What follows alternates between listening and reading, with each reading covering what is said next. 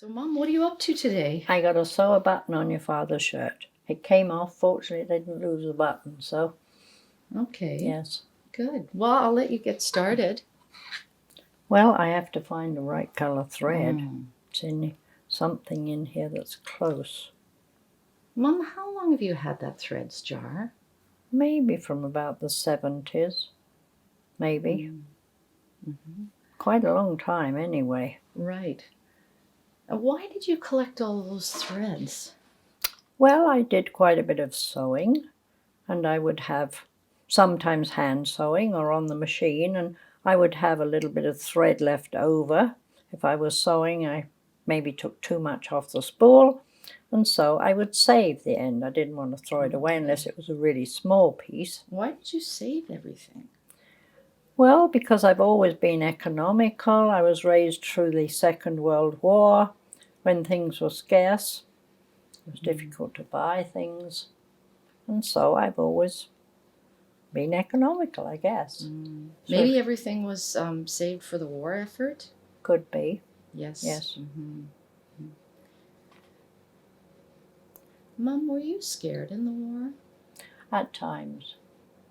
I was not quite 6 when it began, but by the time I was 10, I remember being scared one time, Can particularly. you tell me about it? Well, it was during the V1s, the flying bombs as they called them, and they came in. They were unmanned. They didn't come from a plane and dropped on us. They were launched from Holland, and they had a motor in them that was timed to reach the London area. We were on the east side of London, and so when they came in, then we were the northeast, east, southeast were bombed quite badly. And so where did you hide? well, I guess we didn't have a shelter at that time. And I know that my mother and I were sitting under the stairs one time. It wasn't a very safe place, but if a house wasn't directly hit, often you would see the house was standing and the staircase was intact. And so we hid under there.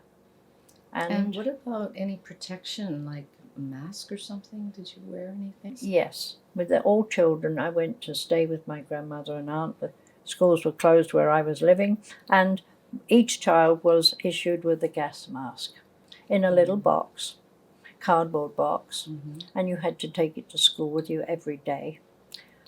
And my aunt, being the seamstress that she was, she managed to find some kind of waterproof fabric and made a nice cover for my box so it wouldn't get wet if I had to go to school in the rain.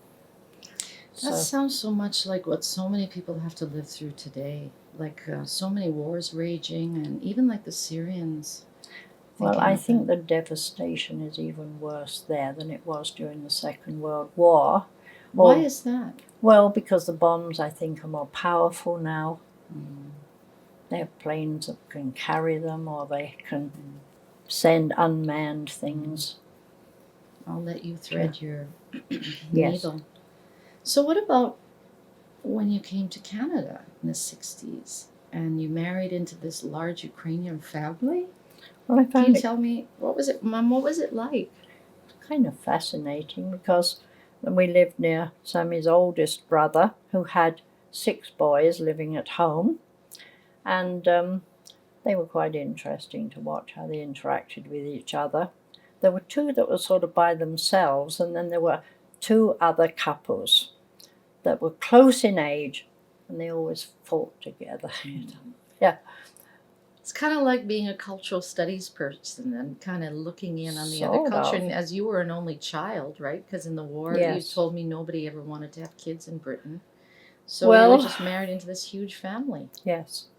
So I found it quite fascinating. Well, you had so many projects. Like, Well, I sewed clothes for you girls. And some clothes. You told me about a green skirt. That you had. Oh, yes. I had this velvet, corduroy velvet skirt, and I'd worn it for years and years, and I decided to make it into a little jacket for you. I think you were about 3. Mm. And then later on your sister wore it. Mm-hmm. Yeah. And then you also had, I think I remember seeing a picture with a red dress. oh yes, I cut that up. I took it apart anyway. I made a pinafore dress out of that for Diane. Mm-hmm. Mm-hmm. I don't know what else I did with that fabric, because there was quite a bit of it in, Yeah, I in a remember all the dress. stuff you used to do. But about that threads jar, can I see it again?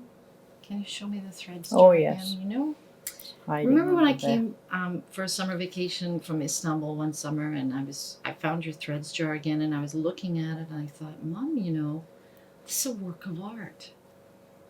I never quite viewed it as that. You would, because you were very artistic and you enjoyed art and so on. And no, I never. But to me, it was just a practical jar that I kept threaded. But you know, if you think about it, all these threads in here, like what if each one were somebody's story, right? A life story, Well, you could think a journey. of it in that way. Look at all these colors in here, Mum, like how they're all intertwined. Sort of like how we are as human beings, like when we move from one place to another and migrate. That and looks each like... one has a unique story, but they're all inextricably tied together or linked in some way. Like, I just really want to say thank you for everything, for all you've done for us and for our friends and neighbors and family. And I guess I should really just say, you know, health to your hands. Thank you, Anita. Or ellerine sağlık. Thank you. When you're small, you don't realize these things, but as you mature, then you realize what people have done for you. Thank you for appreciating what I did for you. You're welcome, sweetheart.